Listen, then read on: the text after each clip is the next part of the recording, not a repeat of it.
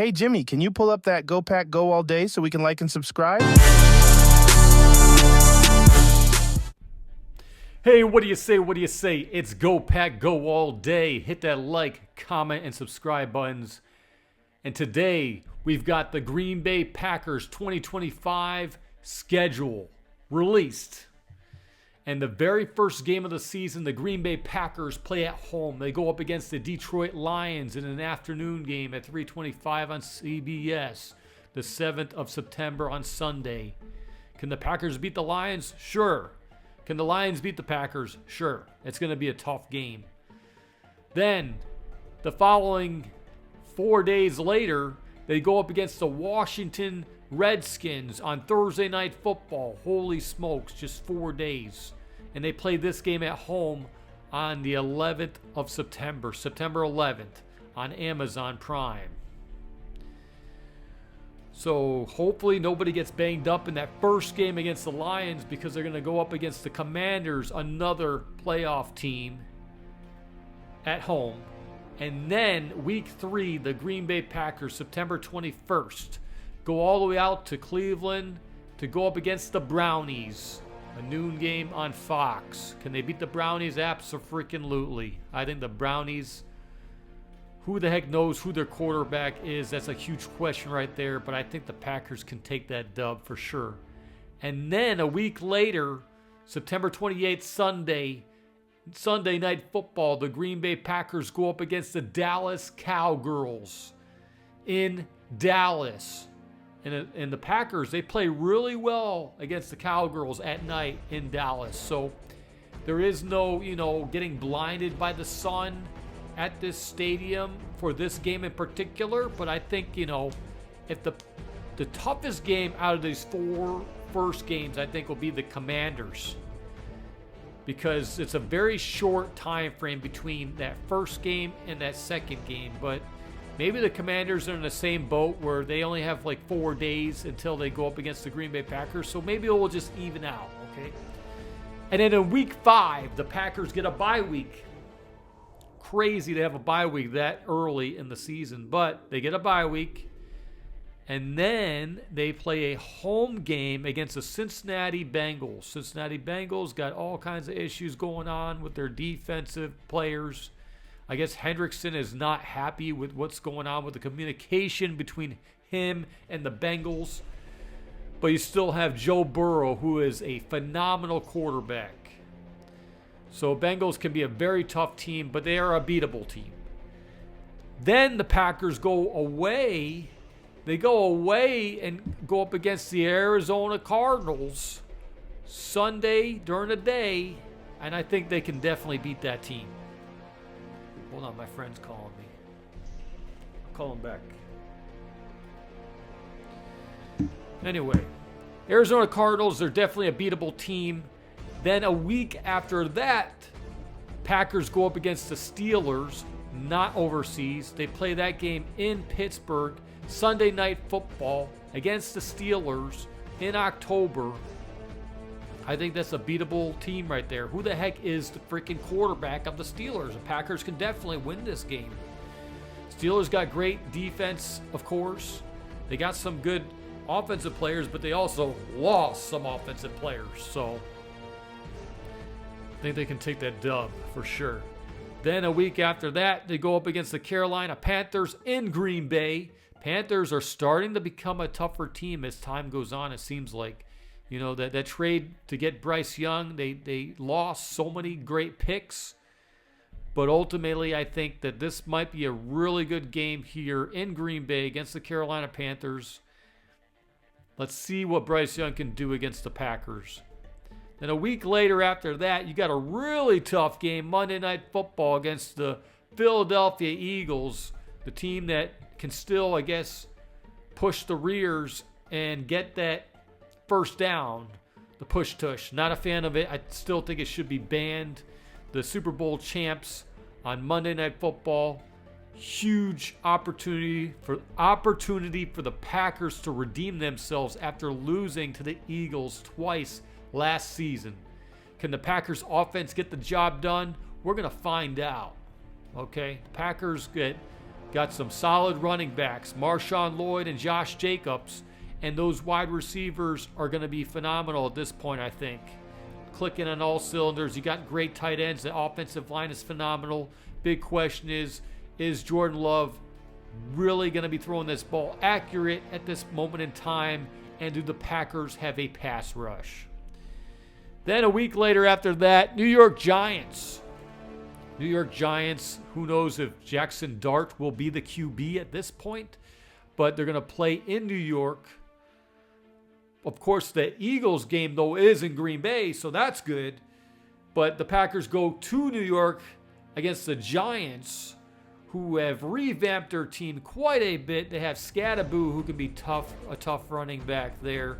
They get Abdul Carter, a really tough defensive player.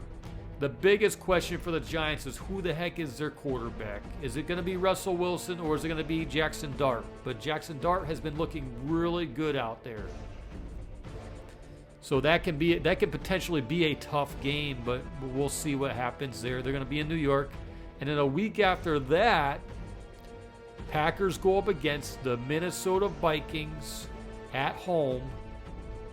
And we'll see what the Vikings will be like at that moment in time, what the Packers will be like in that moment in time. It's a game of injuries, so I think the Packers can definitely beat the Vikings, and the Vikings can definitely beat the Packers. So it's going to be a really tough game. Then a week, not even a week, 4 days after that, the Packers go up against the Detroit Lions on Thanksgiving Day at Detroit in their stadium.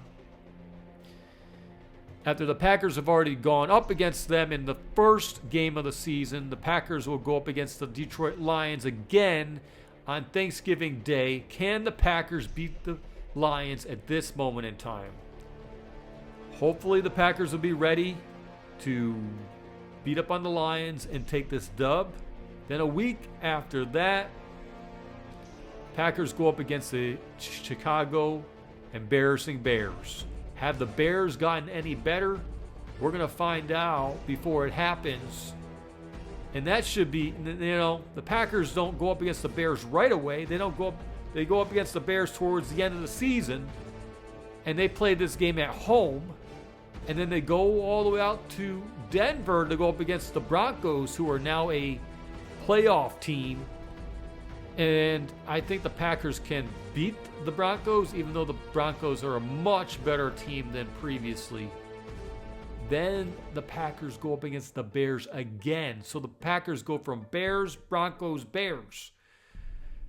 Go up against the Bears in Chicago for the second time.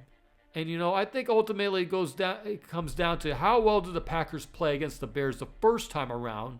And are the Bears the real deal? Is Ben Johnson really their head coach savior to get the Bears much more on track? We're going to find out.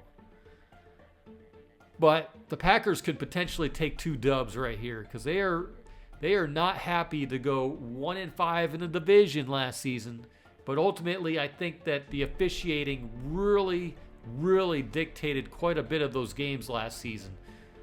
But hopefully this season, this season is a new season, so get ready. Then after that week, the Packers go up against the Baltimore Ravens, who can be a really tough team, but they have a quarterback who can always get injured at any given time, And I think that Baltimore Ravens, they are going to be a playoff contender, depending on injuries. Injuries can happen. They can happen to the Packers too, and it has happened last season. But this is going to be a really good game, and they do not have a time frame yet because it could be potential prime time, depending on contention at this moment. And in a week after that, the final game of the season, the Green Bay Packers go up against the Minnesota Vikings. And at this moment in time, is this a game that matters for the Packers? Is this a game that matters for the Vikings? So, Minnesota Vikings have J.J. McCarthy, an unproven NFL QB. Yes, he played decently well at the college level, but he was injured for quite some time, and now he's back. But he does have great targets. I give him that. You have at Jordan Addison and Jefferson out there, Justin Jefferson, and they kind of revamped their offensive line and their defensive line a little bit, but should be a really good season right here. I'm looking forward to seeing what the Packers can do. This schedule overall is a much tougher schedule than last season, but I think the Packers can get at the very least 10 wins as long as key players stay healthy. But there will be injuries. It's not going to be an easy way to get to the playoffs because the NFC North, all kinds of changes have happened. The Lions have changed all kinds of their coaching staff other than their head coach. The Vikings have an unproven QB they're going with. But maybe he gets hurt and Sam Howell gets plugged in there and becomes the new Sam Darnold for the Vikings. That can happen. The Bears, they fired their head coach last season. They have a new head coach who was the offensive play caller for the Lions last season. The Lions put up solid numbers. So it's not going to be easy just within the division itself. The opponents are a little bit tougher this season. But the Packers, as long as they stay healthy, continue to grow, they're a young team still, I think the Packers make it to the playoffs, and ultimately we'll see what they can do in the playoffs, with whatever players they have at that moment in time. So Packers are going to be a contending team in the playoffs and possibly making it to the Super Bowl. And on that note, that's all I got to say. Hit that like, comment, and subscribe button, and go Pack Go all day. You heard it from a fan right here. Pack is back.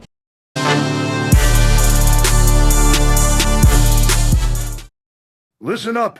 Subscribe to Go Pack Go all day. And that's the bottom line, because Stone Cold said so.